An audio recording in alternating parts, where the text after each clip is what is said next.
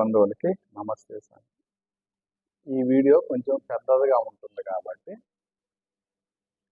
ఒక 3-4 భాగాల కింద తీసి పెడదాం అనేటువంటి ఆలోచనతో చేస్తున్నామండి.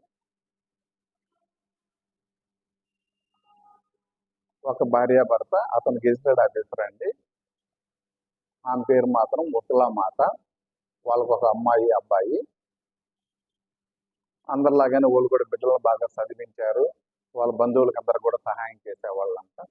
ఉద్యోగ రీత్యా సిటీలో ఇల్లు కనుక్కొని సెటిల్ అయిపోయారు.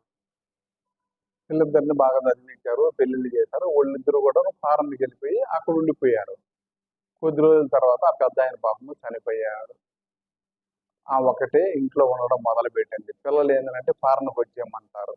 ఇప్పుడు నాయన నేను వచ్చేది, నేను ఇక్కడే ఉంటాను, నాయన ఉండిపోయిన ఇల్లు కదా అనేటువంటి సెంటిమెంట్తో ఆమె ఇక్కడే ఉండిపోవడం మొదలు పెట్టింది. వాళ్ళ ఇక్కడ ఉండలేరు. వాళ్ళు ఏంటంటే బతుకు తీరుగు కోసంగా అక్కడికి వెళ్ళిపోవాల్సిన పరిస్థితి ఏర్పడ్డది. ఒంటరిగా ఉండే వాళ్ళ పరిస్థితి తెలుసు మనకి. వాళ్ళకి ఇష్టమైతే వండుకుంటారు, ఏది దొరికితే తినడము, అలా ఉండిపోవడం మొదలు పెడతా ఉన్నారు అన్ని ఇళ్లలో కూడా. దానివల్ల రాబోయే రోజులు ఏ ఇబ్బంది వస్తుందో తర్వాత వీడియోలలో కూడా మనం మాట్లాడుకునేటందుకు ప్రయత్నం చేద్దామండి. ఆయనకి ఇష్టమైతే ఏ టయానికి మెలకు వస్తే ఆ టయానికి లేస్తుంది, ఇష్టమైతే తింటుంది, లేకపోతే గమ్మగా ఉండడము, ఇష్టమైతే బయటకు పోతుంది, లేకపోతే ఇంట్లోనే ఉండిపోవడం, ఈ విధంగా అలవాటు చేసుకోవడం మొదలు పెట్టిందంట. నిద్ర లేవగానే మొదటి నుంచి ఏంటంటే బ్రష్ చేసుకోవడం, కాఫీ తాగి అలవాటు ఉండిందంట. ఈ మధ్య ఏదో బాగలేదని హాస్పిటల్కి వెళ్తే వాళ్ళు టెస్టులు చేసి, అమ్మ నీకు షుగరు బీపీలు ఉన్నాయి, కాఫీలు షుగర్ తాకుండా ఉంటే మంచిదని చెప్పారంట. దానికి భయపడి ఏంటంటే అందులో ఒంటరిగా ఉండదు కాబట్టి కాఫీ టీలు తాగడం మానేసిందంట. సో టిఫిన్ కూడా ఏది దొరికితే అది తినడం మొదలు పెట్టింది. ఉదయాన్నే వాకింగ్ పోవడం మొదలు పెట్టేదంట.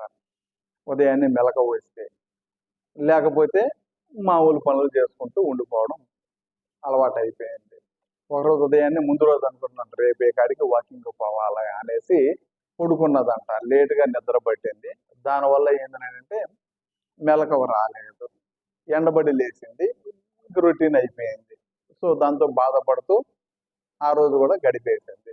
మరుసటి రోజు కొంచెం లేట్ అయినా కానీ వాకింగ్కి కాడికి పోవాలని చెప్పి బ్రష్ చేసుకొని వాకింగ్కి పోవడం మొదలు పెట్టిందంట. పోతా ఉంటే ఒక అమ్మాయి 20-25 సంవత్సరాల మధ్య వయసులో అమ్మాయి ఎదురొస్తూ నవ్వుతూ గుడ్ మార్నింగ్ అంటే పలకరిస్తూ నవ్వుతూ పోయిందంట. ఈమె అమ్మాయి పోయినంత దూరం తిరిగి చూస్తూ ఉందంట. ఎవరి అమ్మాయి, నన్ను ఎప్పుడు చూసినట్టు లేదే, నన్ను ఆంటీ అని పిలిచిందే, నేను గుర్తుపట్టలేకపోతానని అనుకుంటూ వాకింగ్ చేస్తూ కంప్లీట్ అయిన తర్వాత ఇంటికి వచ్చేసింది. ఇంటికి వచ్చిన తర్వాత కూడా ఆ అమ్మాయి గుర్తుకొస్తూ ఉన్నదనంట. మరుసటి రోజు మళ్ళీ కూడా అమ్మాయి ఏమైనా ఎదురొస్తుందిగా అని చెప్పేసి మరుసటి రోజు ఉదయాన్నే ఏం హుషారుగా లేచి రెడీ అయ్యేసి వాకింగ్ పోయిందంట. అమ్మాయి మళ్ళీ ఎదురొచ్చి గుడ్ మార్నింగ్ ఆంటీ అన్నదంట. పక్కన అమ్మాయి నాపి, నాన్న నిన్ను నేను గుర్తుపట్టలేకపోయినా, ఎవరు తల్లి నువ్వు అని అడిగిందంట. నన్ను గుర్తుపట్టినట్టుగా నీకు నాకు ఇంతకుముందు పరిచయం ఉంటే కదా ఆంటీ, మీరు నన్ను గుర్తుపడతారు, నిన్ననే నన్ను మీరు చూడడం అన్నదంట. మొదటి రోజే నువ్వు నన్ను ఎత్తిరించుకున్నావని అంటే, ఎత్తిరించుకునేదానికి పరిచయాలు అవసరం లేదంటే మంచి మనసు ఉంటే చాలు అని చెప్పిందంట. అది కరెక్టే కదా నాన్న అనుకొని చాలా సంతోషం తల్లి అని ఆశీర్వదించేసి ఈ పెద్దాం కూడా వాకింగ్ చేసుకుంటూ వచ్చేసిందంట.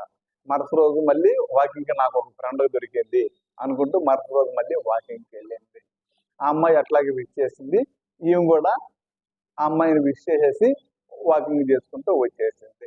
4వ రోజు ఈ పెద్దాంకి అనిపించిందంట, ఈ ఒకలానికి ఒక 5 నిమిషాలు అమ్మాయితో ఏదన్నా మాట్లాడితే బాగుంది అనిపించి ఆ అమ్మాయిని అడిగిందంట, నాన్న ఒక 5 నిమిషాలు మాట్లాడాలమ్మా నాన్న నీతో అని అడిగిందంట. ఖచ్చితంగా మాట్లాడదాం అంటే అని చెప్పేసి ఒక పక్కన కూర్చొని ఒక బెంచ్ మీద కూర్చొని ఇద్దరు మాట్లాడుకొని మొదలు పెట్టారంట. ఏం పేరు నాన్న నీ పేరు అని అడిగిందంట. అంటే నా పేరు స్వప్న అని చెప్పిందంట. ఆ అమ్మాయి కూడా స్వప్న ఏమని అడిగింది, నీ పేరు ఏం పేరు అని అడిగిందంట. నా పేరు ఉకుల అని చెప్పిందంట. ఆ స్వప్న అని అడిగిందంట, నీకు పెళ్ళి అయిందా నాన్న అని అడిగిందంట. పెళ్ళి అయిందంటే నాకు 2 చిన్న పిల్లలు కూడా ఉన్నారు, మేము పలానా ఏరియాలో కాపురం ఉన్నాము అని చెప్పిందంట. ఈమెను అడిగిందంట, అంటే మీ పరిస్థితి ఏంటి, నాకు 2 పిల్లలు నాన్న, 2 ఫారంలో ఉన్నారు, నేను ఒక్కదాన్నే ఉంటున్నాను ఇంటి దగ్గర అని చెప్పిందంట. మీరు ఎప్పుడు సంతోషంగా ఆనందంగా ఉండాలంటే అని చెప్పేసి కొద్దిసేపు అవి ఇవి మాట్లాడుకొని ఎవరు ఇళ్ళకి వాళ్ళు పోవాలి కాబట్టి ఇద్దరు ఎవరెవరి పాటికి వాళ్ళు వెళ్ళిపోయారంట. ఆ రోజు నుంచి ఆ పెద్దాం కూడా ఆ ఉకులా మాట కూడాను సంతోషంగా ఉండాలి, నేను కూడా ఆనందంగా ఉండాలి అమ్మాయి ఉన్నట్టే నేను కూడా ఉండాలి అనుకుంటూ సంతోషంగా ఉండాలని చెప్పి ప్రయత్నం చేయడం మొదలు పెట్టాను. సో దీని తర్వాత అయితే మళ్ళీ మాట్లాడుకున్నామండి.